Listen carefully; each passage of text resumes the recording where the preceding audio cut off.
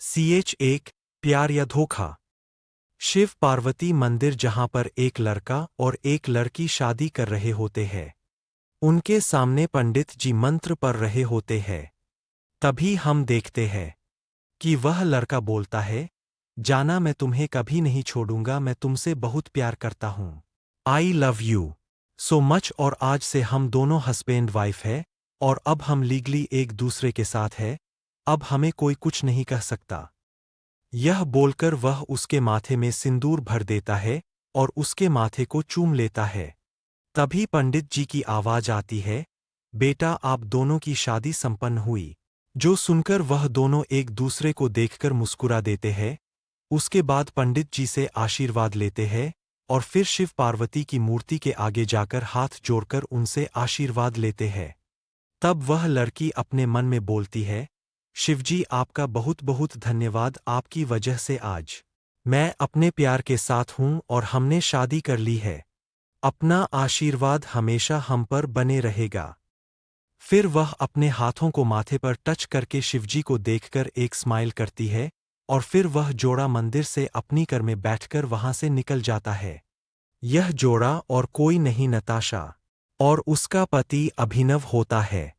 नताशा और अभिमन्यु दोनों ही school time से एक दूसरे से बहुत प्यार करते हैं। इन दोनों ने स्कूल में ही एक दूसरे से वादा किया था कि एक दूसरे से ही शादी करेंगे और आज जब अपनी लाइफ में सेटल थे तो इन दोनों ने शादी कर ली। और उसका पति अभिनव होता है। नताशा और अभिमन्यु दोनों ही स्कूल टाइम से एक दूसरे से बहुत प्यार करते हैं। इन दोनों ने स्कूल में ही एक दूसरे से वादा किया था कि एक दूसरे से ही शादी करेंगे और आज जब अपनी लाइफ में सेटल थे तो इन दोनों ने शादी कर ली। नताशा, जिसका पूरा नाम नताशा गिल है, यह गिल कॉरपोरेशन के मालिक की बड़ी बेटी है।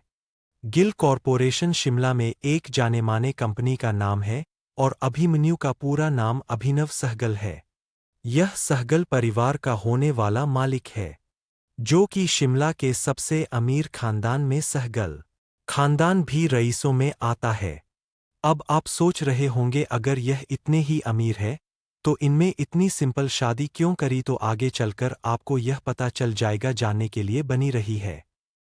मंदिर से जैसे ही वो दोनों निकलते हैं वो सीधा होटल रूम पे जाते हैं, जो कि अभिनव ने पहले से ही बुक कर दिया था। अभी वो नताशा को सीधा वही ले जाता है। जब वो लोग होटल रूम में पहुंचते हैं, नताशा देखी है कि रूम को पूरे रेड रोजे से सजाया गया है और रूम में कैंडल्स भी लगाई हुई है। पूरा कमरा रोसेस की खुशबू से महक रहा है, जो कि अभिनव ने पहले से ही बुक कर दिया था। अभी वो नताशा को सीधा वही ले जाता है। जब वो लोग होटल रूम में पहुंचते हैं, नताशा देखी है कि रूम को पूरे रेड रोजे से सजाया गया है और रूम में कैंडल्स भी लगाई हुई है। पूरा कमरा रोसेस की खुशबू से महक रहा है, जो देखकर वह बहुत खुश हो जाती है।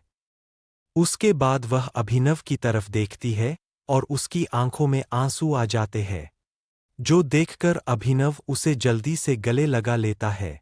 तब नताशा उसे कहती है, थैंक यू सो मच अभी, थैंक यू सो मच इस डे को इतना स्पेशल बनाने के लिए। वह और टाइटली अभिनव को गले लगा लेती है। तब अभिनव कहता है, वैसे हमारी सुहागरात रोते हुए निकाल देनी है या कुछ करना भी है।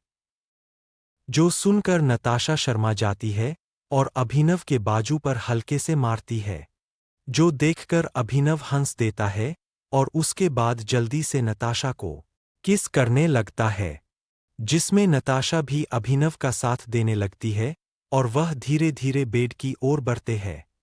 जैसे ही वह बेड पर पहुंचते हैं, अभिनव नताशा को लेटा देता है और उसके ऊपर जाकर उसे फैसिनेटली किस करने लगता है। उसके बाद अभिनव उसकी साड़ी खोलने लगता है और नताशा और जोर से करहाने लगती है।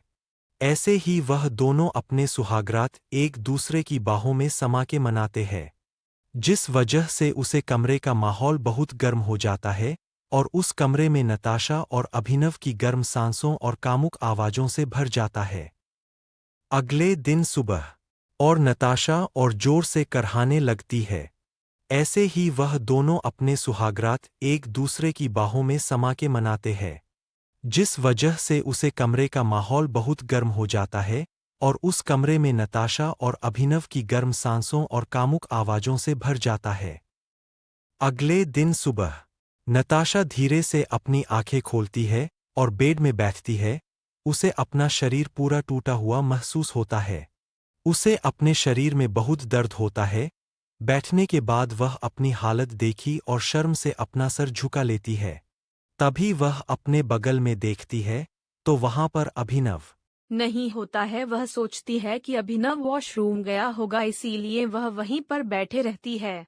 जब कुछ टाइम तक भी अभिनव वॉशरूम से बाहर नहीं आता, वह उठकर वॉशरूम के दरवाजे को खटखटाती है और अभिनव को आवाज लगाती है, लेकिन वहां से किसी की आवाज नहीं आती है। जो महसूस कर नताशा वॉशरूम का दरवाजा खोल के वॉशरूम के अंदर चली जाती है।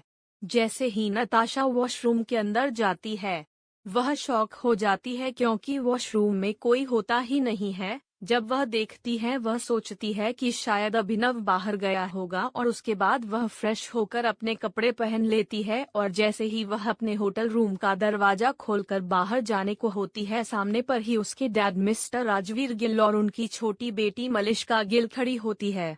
जैसे ही नताशा अपने डैड को और अपनी सौतेली बहन को वहां पर देखी है, वह थोड़ा शॉक हो जाती है। वह अपने डैड से कुछ बोलने वाली होती है कि उसके डैड उसे एक जोर का चांटा मारते हैं, जिस वजह से निशा संभाल नहीं पाती और जमीन में गिर जाती है।